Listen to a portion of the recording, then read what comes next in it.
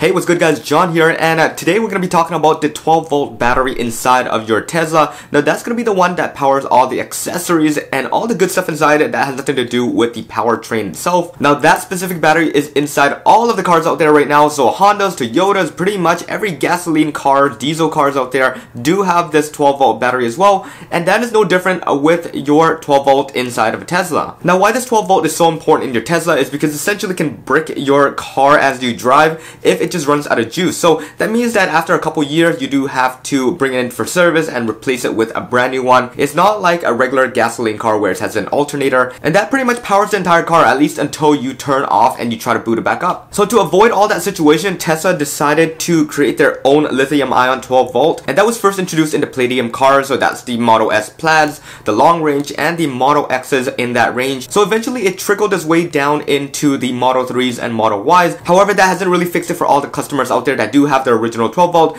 There is still a chance that they're just gonna get stranded in the middle of the highway if their 12-volt just decides to crap out. Now before we get into the 12-volt and how Tesla is trying to avoid the situation, Elon has just mentioned on Twitter that they're trying to reduce the service time by 50%. So that means that any mobile service, or you bring your car in to the service center, is going to be reduced to roughly about an hour service time, meaning you can get your car back essentially on the same day. So that's a really positive note overall, because a lot of people have been complaining that the service centers have been keeping the car for a very long time and not providing them with loaners, and the Uber credits is just not enough. Alright, so going back to the 12-volt and what Tesla's deciding to do, they are sending out notifications within a new mobile app update. So if you haven't already updated your app, go ahead and do that, and this is where you're going to get the notification if your 12-volt is almost dying. Now there are a lot of sensors on board, and of course Tesla's going to be taking advantage of this and making sure that the voltage, the power is enough in the 12-volt, and if there is any degradation, they will give you a notification right on your phone, and it looks something like this. And the notification is pretty simple. It just says you need to bring your car in for service because the 12-volt needs to be replaced soon. Now the question really is, are they going to replace it with the brand new 12-volt lithium ion, or are they going to be replacing it with this original 12-volt battery? That is yet to be seen, because nobody has really taken advantage of this notification and brought their car inside the service center and then open the hood and see